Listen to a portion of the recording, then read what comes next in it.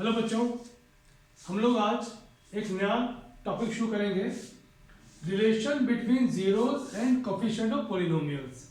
हम लोगों ने 9th क्लास में अब तक जो पढ़ा है कि हमें कोई एक फंक्शन दिया गया है, हमने उसको मिडिल टर्म में एक पॉलिनोमियल दिया गया है, उस पॉलिनोमियल से हमने उसकी वैल्यू निकाली x की value, x in the sense हमने उसके जीरोज निकाले।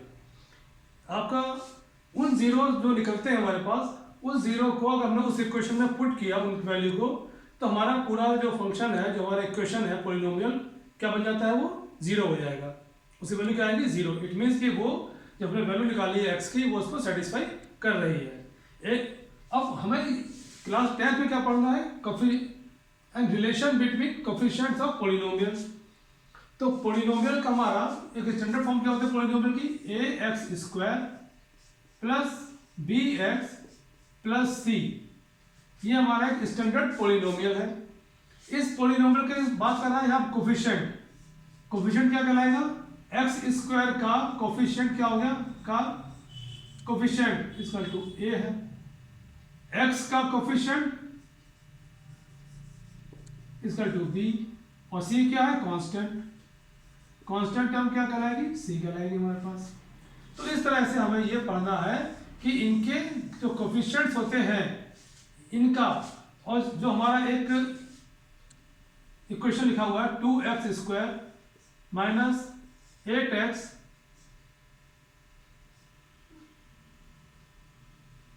सिक्स, ये हमारा कोई एक पॉलिनोमियल इक्वेशन दिया गया हमारे पास। अब हमें इससे जो हमारे x की वैल्यू निकल के आएगी, वो x की वैल्यू इसमें पुट करने पे क्या होगा, हमारा इक्वेशन जीरो बनेगा। और इस के जो कोफिशिएंट्स हैं, अब इसके बाद इन कोफिशिएंट्स का इनकी जो x की वैल्यू आई है उससे क्या रिलेशन है, वो हमें इस टॉपिक में पढ़ना है। मींस क्या होगा, जो x की वैल्यू आती है, जो जीरो आएंगे वो, और पॉलिनोमियल के जो कोफिशिएंट्स हैं a b c, इनमें क्या रिलेशन होता है, उसके बारे में हमें क्लास 10th में अब ये पढ़ना है। उसे वो कहलाता है relation between zeros and coefficient of polynomials. एक हम एग्जांपल लेंगे, उससे समझेंगे कि इनका रिलेशन किस तरह से बनता है। वो हम एक इक्वेशन लेते हैं और उसको फिर सॉल्व करके देखेंगे कि हमारा रिलेशन क्या बन रहा है। हमेशा हम जब भी बात करेंगे स्टैंडर्ड फॉर्म ऑफ पॉलिनोमियल लिख के रखेंगे, a x square plus b x plus c, ये हमारा स्टैंडर्ड फॉर्म ऑफ पॉलिनोमियल है। आपका क्वेश्चन दे रखा है 2x स्क्वायर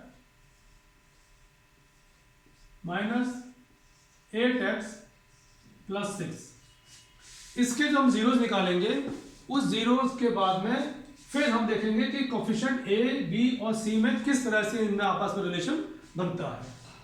हम सॉल्व करेंगे इस क्वेश्चन को।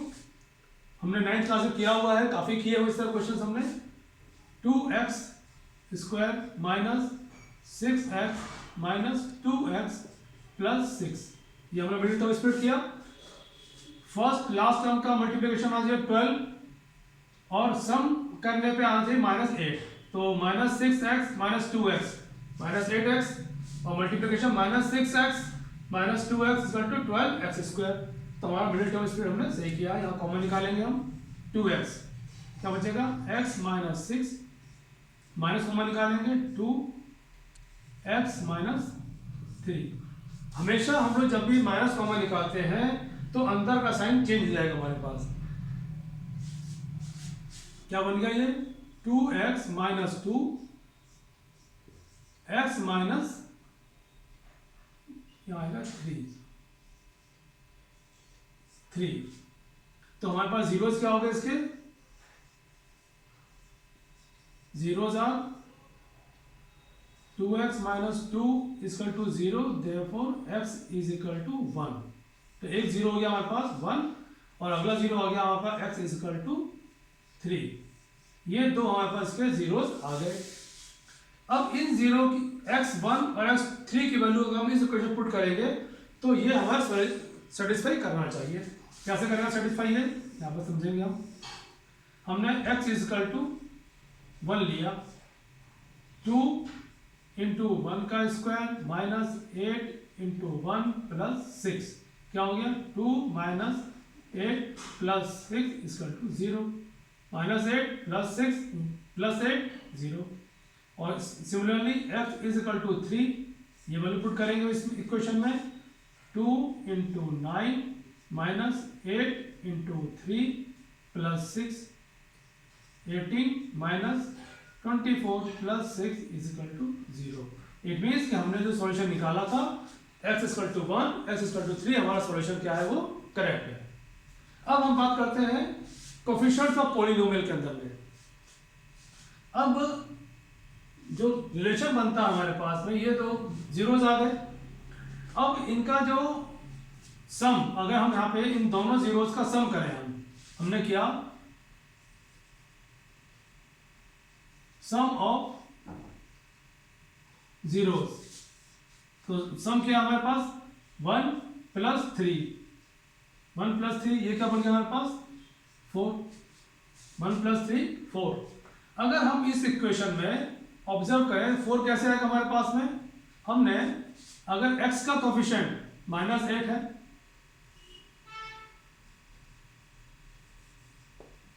Coefficient of x divided by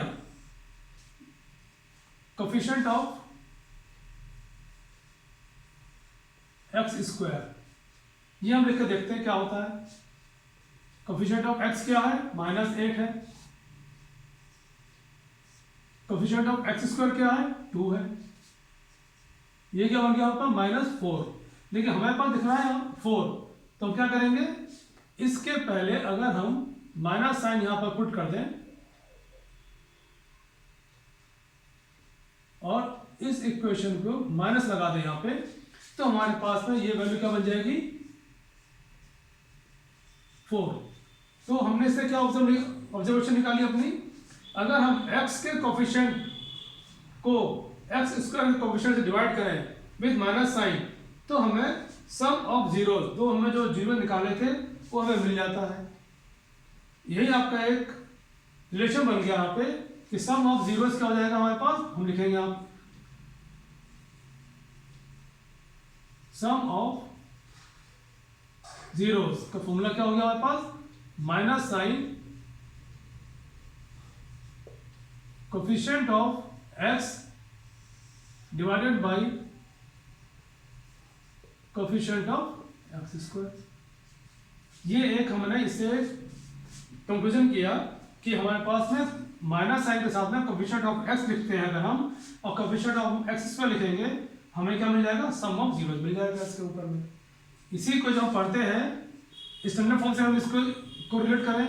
standard form क्या हमारे पास, x का कोफिशिएंट क्या हो जाता है, minus sign b upon of x²a, तो आपका सम ऑफ जीरोज कहलाएगा -b/a।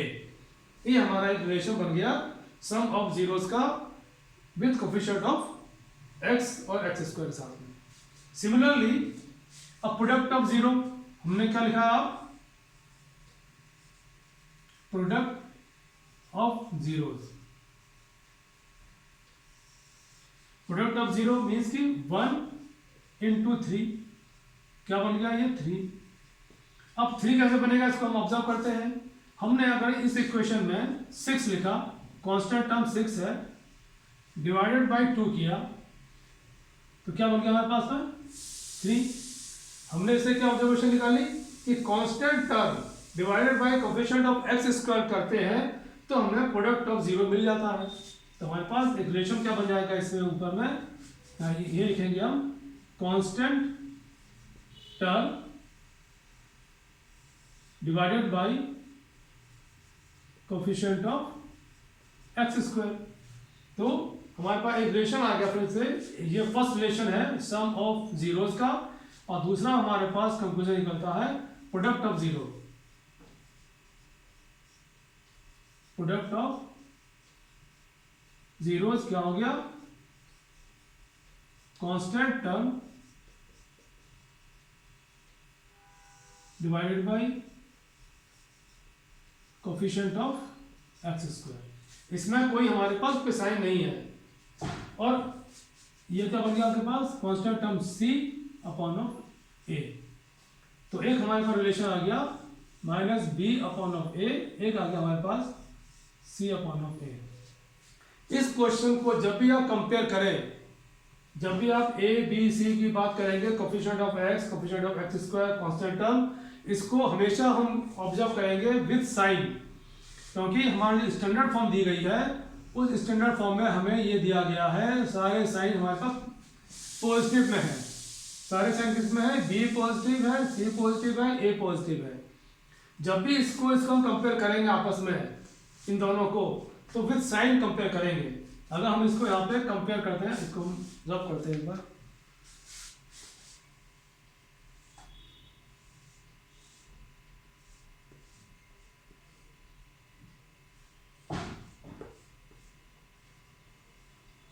इसको जब भी आप कंपेयर करेंगे, अगर हम इसमें अब इन दोनों इक्वेशन को आपस में हम कोरिलेट करते हैं, इससे A की वैल्यू क्या आएगी हमारे पास? A आ गया हमारे पास 2, B क्या आएगा हमारे पास?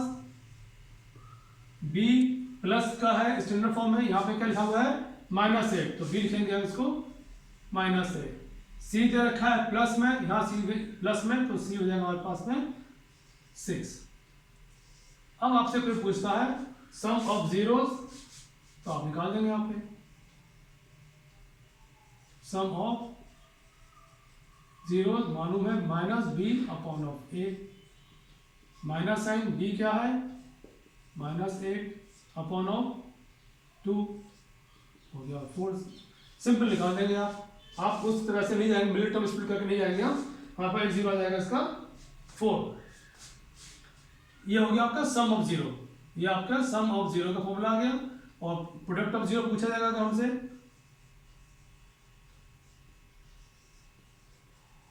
प्रोडक्ट ऑफ जीरो क्या बनेगा? C upon of A। C क्या है? 6 अपॉन ऑफ 2 इक्वल टू 3। तो ये आपका sum of zeros and product of zeros आपके यहाँ पे निकल के आ जाएंगे। तो सम ऑफ जीरोस क्या होता है? Coefficient of x upon coefficient of x square, coefficient constant term divide by coefficient of x square. अब इसी को हम आगे अगर हम सॉल्व करेंगे तो हम x की वैल्यू भी निकाल सकते हैं, वो हम आगे सीखेंगे। अभी आप ये देखें कि सम ऑफ जीरोस किस तरह से निकल के आया है और प्रोडक्ट ऑफ जीरो हमने किस तरह से निकाला। ये फॉर्मूला बहुत इजी फॉर्मूला है, और जब भी कंपेयर करें आप दोनों फॉर्म को, तो विद साइन इसको कंपेयर करेंगे। विदाउट साइन अगर हमने कंपेयर किया तो हमारा सॉल्यूशन हमेशा गलत आएगा। CBSE में जो अभी एग्जाम हुआ 24 में, इस तरह के क्वेश्चन, इस टॉपिक से आपके 4 मार्क के क्वेश्चन आए हैं। बहुत इजी क्वेश्चन थे, आगे और देखेंगे हम लोग, लेकिन अभी आप इसको समझिएगा।